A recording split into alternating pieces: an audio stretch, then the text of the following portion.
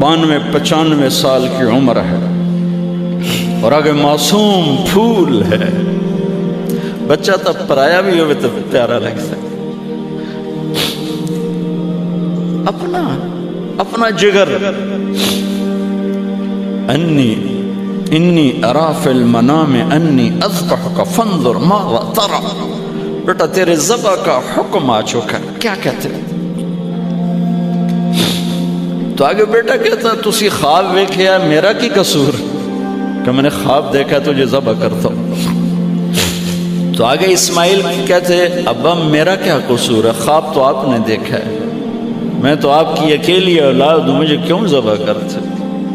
جواب سنو, یا ابا تفعل, میں قربان جاؤں قرآن کی اس تعبیر پر. اسماعیل علیہ السلام کے جذبات کو دو لفظ یا ابا تفعل, یا ابت افعل, کیا تسلیم و رضا ہے. ترجمہ جو بھی ہے, فرمایا دیر کیوں کر رہے ہو. اس سے جو نکلتا ہے نا ایک خوبصورت مفہوم وہ ہے ابا تو دیر کیوں کر رہے ہو. تو حیران ہو گئے, تجھے پتہ ہے میں کیا کہہ رہا ہوں؟ کہاں پتہ ہے, اب مجھے ذبح کرنے کا کہہ رہے ہیں. تو کوئی گھاٹے کا سودا نہیں ہے. آپ کے بدلے میں جنت, دنیا کے بدلے میں جنت ملے گی اور آپ کے بدلے میں اللہ ملے گا. اس میں کیا گھاٹا ہے؟ آئے خیال پیچھے چلا گیا ماں کی طرف. کہنے لگے ہاں میری ماں نو بڑا دکھ ہوئے. تو پھر اپنا کرتا اتارا, کعبہ یہ کرتا میری ماں کو دے دینا, جب میں کبھی یاد آیا کروں گا تو یہ کرتا دیکھ لیا کرے گی, اور مجھے اپنے کرتے میں یہیں دفن کر دینا, مجھے ادھر نہ لے جانا, یہیں دبا دینا. شاید میری ماں میری ذبح شدہ لاش دیکھ نہ سکی. 8-9 سال کا بچہ خلیل اللہ کو کیا کہہ رہا ہے, میرے ہاتھ پاؤں باندھ دے بابا, شاید میرا پاؤں یا ہاتھ تجھے لگ کے کوئی بے ادبی نہ ہو جائے, میرے ہاتھ پاؤں باندھ. مجھے الٹا لٹانا, سیدھا نہ لٹانا, کہیں آنکھوں میں آنکھیں پڑیں اور تیرا دل نرم ہو جائے, تیرا ہاتھ نہ کمب جاوے, میرے رب دے امر اچ دیر نہ ہو جاوے. ان کو ماننے والی امت کہے سود کے بغیر گزارا نہیں, جھوٹ کے بغیر گزارا نہیں, ملاوٹ کے بغیر گزارا نہیں, رشوت کے بغیر گزارا. آگ لگا دو اپنی تاریخ کو, جاؤ جو مرضی کرو, جو مرضی گندگی کھانی ہے کھاؤ, اللہ کی جنت جہنم کو بھلا دو, جو کرنا ہے کرو. لیکن تمہارے بھلانے سے حقائق نہیں مٹ سکتے. جنت بھی ہے, جہنم بھی ہے, اور حلال حرام پہ فیصلے بھی ہیں. ابراہیم علیہ السلام نے ہاتھ باندھے, پاؤں باندھے. کوئی بکرے دے ہاتھ پیر تو نہیں بننے جا رہے, پتر دے ہاتھ پیر بننے جا رہے ہیں. الٹا لٹایا, ایک ہاتھ میں چھری, ایک ہاتھ میں سر کے بال, گوڈا کنڈ پہ رکھے, گھٹنے کو کمر پہ رکھا, یوں بال پکڑے اور چھری,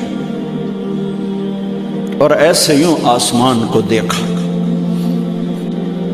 فرمایا یا اللہ تو مجھ سے ناراض ہو گیا, یا اللہ تو مجھ سے ناراض ہو گیا کہ اسماعیل کی محبت میرے دل میں تجھ سے زیادہ ہو گئی؟ نہیں نہیں کبھی نہیں. یا کوئی میرا امتحان ہے؟ یا اللہ میرے دل میں تو ہی تو ہے, لاکھوں اسماعیل تجھ پہ قربان. آسمان کے فرشتے 2 دفعہ روئے ہیں جب سے پیدا ہوئے ہیں. ایک یہ جو واقعہ سنا رہا ہوں, جب ابراہیم کی فریاد 7 آسمانوں میں گونجی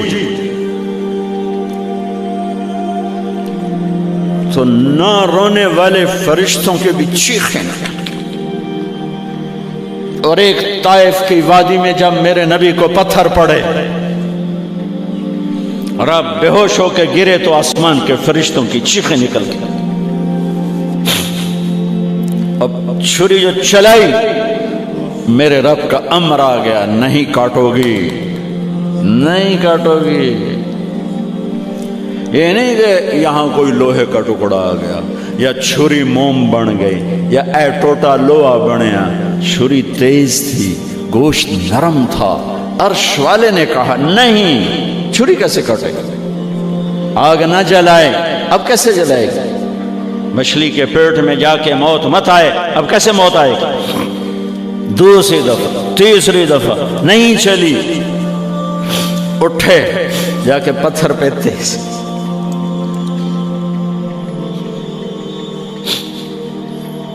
یہ علماء نے لکھا ہے کہ جانور کے سامنے چھری تیز نہ کرو تاکہ جانور کو تکلیف نہ ہو۔ قربانی کے مسائل میں آتا ہے، قربانی کے مسائل میں، کہ جانور کے سامنے چھری تیز نہ کرو کہ جانور کو تکلیف نہ ہو۔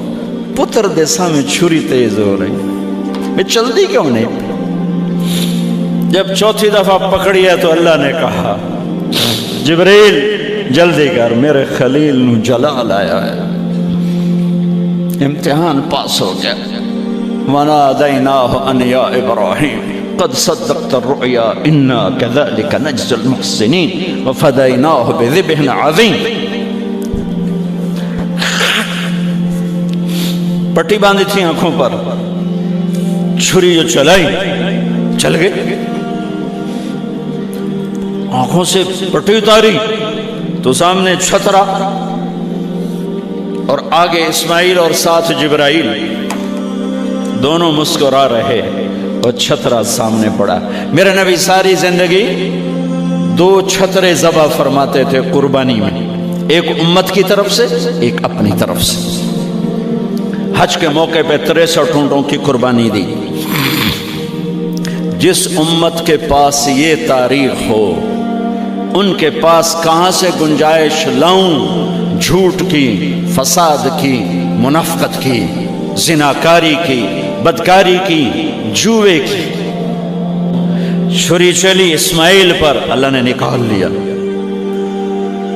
پھر 2000 سال کے بعد میرے نبی کے باپ کی باری لگ گئی، وہ لمبا قصہ ہے، ٹائم ختم ہے۔ چھری چلنے لگی میرے نبی کے والد عبداللہ پر، اللہ نے نکال لیا۔ 100 اونٹ ذبح کروائے اور ان کو نکال لیا، لیکن چھری نے چلنا ضرور تھا۔